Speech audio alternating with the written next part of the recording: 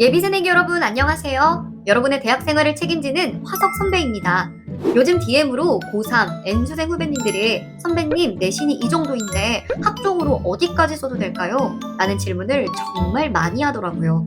그런데 이건 성적 숫자 하나만 보고는 답하기가 어려워요. 특히 생기부는 성적과 달리 객관적으로 평가하기가 참 힘듭니다.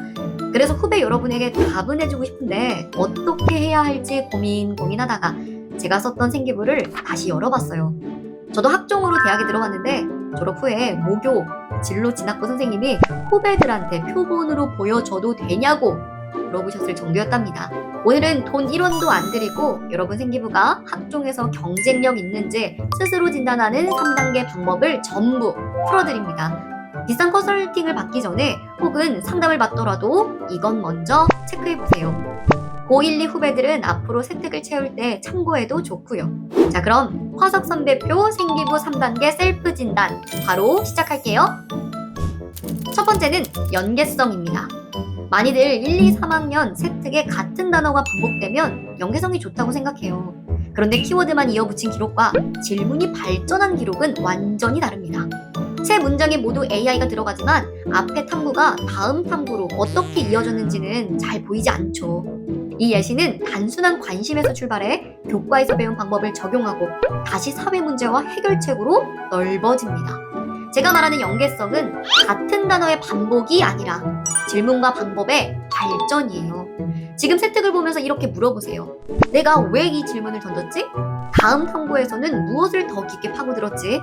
그때 어떤 자료나 방법을 썼지? 이 흐름이 보인다면 연계성이 있는 편입니다. 두 번째는 개성. 조금 더 정확히 말하면 생기부 전체에서 드러나는 나만의 문제의식입니다. 여러분 생각해보세요. 입학 사정관들은 매년 수천 개의 생기부를 읽습니다. 학생들 세특 내용 늘 거기서 거기죠. 그 속에서 눈에 띄어 합격 도장을 받으려면 남들과는 다른 확실한 한 끝이 보여야 합니다. 물론 전공마다 자주 다르는 주제가 있습니다. 사범들을 예로 들면 교육 격차나 개정교육 과정처럼요. 흔한 주제를 골랐다고 꼭 나쁜 것만은 아니에요. 중요한 건 자료를 요약하는 데서 끝났는지 아니면 나만의 질문과 방법으로 한 단계 더 들어갔는지입니다. 이런 뻔한 주제를 쓸 때 합격하는 생기부는 딱 하나예요. 소위 말해 오타쿠처럼 진짜 미친 듯이 깊게 파고 들었느냐. 예를 들어 볼게요. 사범들을 지망하는 두 학생이 있다고 해봅시다.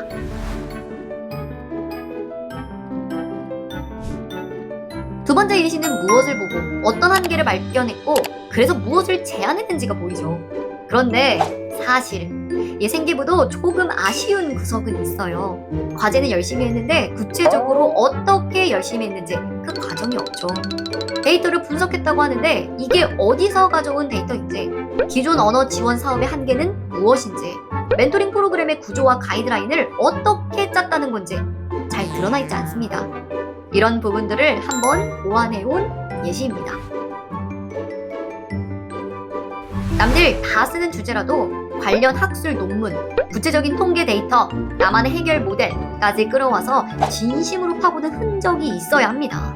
내 생기부에서 이건 다른 학생이 기록으로 바꿔도 티가 안 나겠다 싶은 문장이 많은지 확인해보세요. 반대로 나만의 질문, 선택, 시도가 선명한 기록이 하나라도 있다면 그게 여러분의 무기입니다.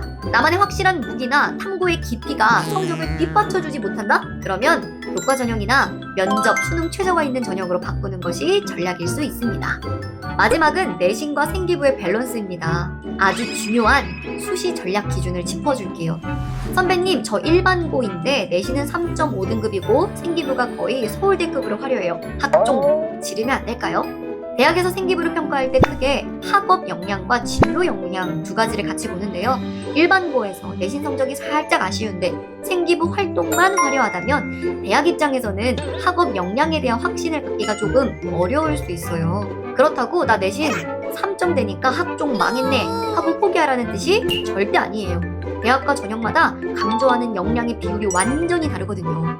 예를 들어 내신 성적, 이 학업 역량을 깐깐하게 보는 전형이 있는 반면 중앙대 CAU 탐구형 인재 전형처럼 학업 성적보다는 진로 역량과 깊이 있는 탐구력 비중을 훨씬 크게 보는 전형들이 분명히 존재해요. 내신 대비 생기부 탐구 깊이와 전공 적합성에 강점이 있다면 무작정 일반 학종을 지를 게 아니라 진로 역량 평가 비율이 높은 전형을 쏙쏙 골라서 전략적으로 카드 배분을 해야 합니다. 내신이 몇 등급이니 학종은 된다, 안 된다. 이것보다 먼저 두 가지를 봐야 합니다. 하나, 교과 성취와 과목 선택이 지원 전공을 공부할 기초를 보여주는가. 둘, 생기부의 탐구가 그 전공에 대한 관심과 성장 과정을 구체적으로 보여주는가. 그리고 여기서 후배님들이 진짜 제일 많이 물어보는 거 하나 더 말해줄게요. 선배님, 저 상향으로 꼭 가고 싶은 대학이 있는데요. 원래 노리던 과는 성적이 좀 모자라서 컷 낮은 과로 낮춰쓰라는 말 들었는데 이거 괜찮을까요? 여러분, 학종은 컷이 낮다고 합격할 수 있는 게 아니에요. 자칫하다간 그냥 카드 한 장 날릴 수 있습니다. 생각해보세요. 3년 내내 방송부하고 미디어 언론 스크랩하고 영상 제작 세특으로 도배가 된 생기부인데 갑자기 마지막에 국어 국문학과를 썼다? 입사관 눈에는 우리 학교 간판 보고 성적 맞춰 넣었구나 하는 게 바로 보이겠죠. 하지만 반대로 합격하는 과 낮추기도 분명히 존재합니다. 바로 내 생기부 속 교집합 개념을 찾아내서 명분 있게 비틀었을 때예요. 예를 들어 미디어학과를 노리던 학생이라도 생기부 내용 중에 디지털 시대의 언어 변화, 미디어를 매개로 한 고전문학의 현대화처럼 국어학, 국문학 요소와 미디어가 결합된 깊이 있는 탐구가 들어있다면 국문과나 문학 콘텐츠학과로 낮췄어도 충분히 설득력이 있고 합격 확률이 확 올라갑니다. 그러니까 무장점 컷 낮다고 상관도 없는 과로 지르지 마시고 내 생기부 안에 연결고리, 교집합이 단 하나라도 있는지 먼저 확인하세요. 자, 이제 생기부를 옆에 펴놓고 세 가지만 체크해 볼까요? 같은 키워드의 반복이 아니라 질문과 탐구 방법이 발전했는가? 읽고 나면 나는 어떤 관심을 가진 학생인지 한 문장으로 설명되는가? 내신과 생기부의 강점, 약점을 함께 보고 지원 전략을 짰는가? 세 개가 전부 체크되지 않더라도 너무 불안해하지는 마세요. 셀프 진단의 목적은 합격과 불합격을 미리 판정하는 게 아니라 내 강점을 알고 상담과 지원 전략을 더 구체적으로 만드는 데 있으니까요. 원서 접수 앞두고 마음이 정말 복잡할 텐데 지금까지 쌓아온 기록을 숫자 하나로만 깎아내리지는 않았으면 좋겠어요. 내 생기부를 차분히 읽고 선생님과 충분히 상의한 다음 나한테 가장 설득력 있는 선택을 해봅시다. 여러분이 불안에 떠밀려 원서를 쓰기보다 스스로 납득할 수 있는 선택을 했으면 좋겠어요. 지금까지 정말 고생 많았습니다. 마지막까지 너무 겁먹지 말고 하나씩 차분하게 확인해봐요. 앞으로 대학생활 이야기와 입시에 꼭 필요한 정보도 계속 전해드릴게요. 함께 입시 준비하는 친구들 끝까지 힘내봅시다. 화석 선배가 진심으로 응원할게요. 다음 영상에서 만나요. 안녕.